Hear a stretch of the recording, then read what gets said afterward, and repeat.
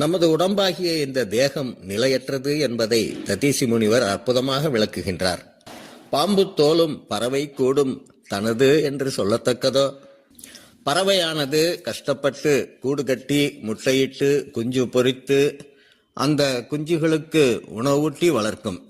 வளர்ந்தவுடன் கூட்டை விட்டு பறந்து போய்விடும். இந்த கூடு நாம் கட்டியது தானே என்று எடுத்துச் செல்வதில்லை.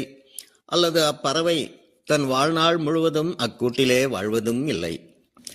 ஆத்ம ஜோதியிலே இறைவனை கண்டவர்கள் அழிகின்ற இந்த சட்டையாகிய சரீரத்தை பற்றி சிறிதும் அக்கறை கொள்வதில்லை.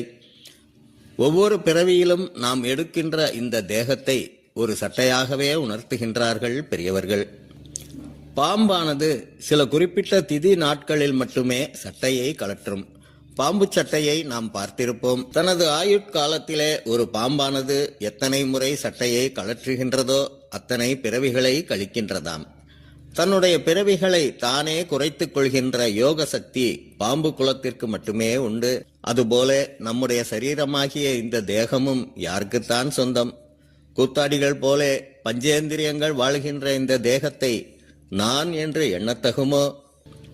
எக்காலமும் தீயதே விளைக்கின்ற அசுரர் அழியவும், நடுவு நிலைமையும் அருளுடைமையும் கொண்ட தேவர்கள் சுகத்தை அடையவும், எனது உடம்பை கொடுத்து அறத்தையும் புகழையும் யான் பெறுவேனேயானால் இந்திரனே, இதைவிட நான் கொண்ட உடம்பால் அடையும் பிரயோசனம் வேறே யாதிருக்கிறது என்று கூறிய சிவபக்த சிகாமணியாகிய அம்முனிவர் பெருமான் சற்றும் தாமதிக்காமல் அந்த கரணங்கள் ஒருமித்து நின்று பிரம்மநாடி ஆகிய வழியை கொண்டு கபாலம் கீண்டு விமானம் ஏறி மோட்சலோகம் அடைந்தார். பின்பு இந்திரன் அந்த முனிவராகிய வள்ளல் பெருமான் கொடுத்த ஆயுதங்களெல்லாம் கூடிய அந்த முதுகந்தண்டை தேவதச்சனாகிய விஸ்வகர்மாவை கொண்டு வஜ்ராயுதமாக சமைத்து அந்த அசுரனை வென்றான். இந்த கபாலவழி உயிர் பிரியும் பாக்கியம் யாருக்கு கிடைக்கின்றது? அகத்திய பெருமான் கூறுகின்றார். உயிருக்கு முக்தி அளித்து மரணமில்லா பெருவாழ்வுக்கு அழைத்து செல்லும் பாதையே கபாலவழி முக்தியாகும்.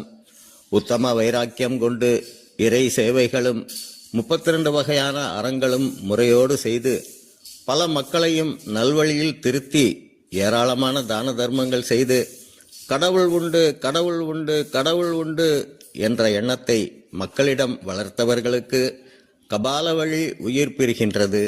அவர்கள் இறந்த பிறகு மீண்டும் பிறப்பதில்லை, தெய்வமாய் மாறி தேவலோகம் அடைவார்கள்.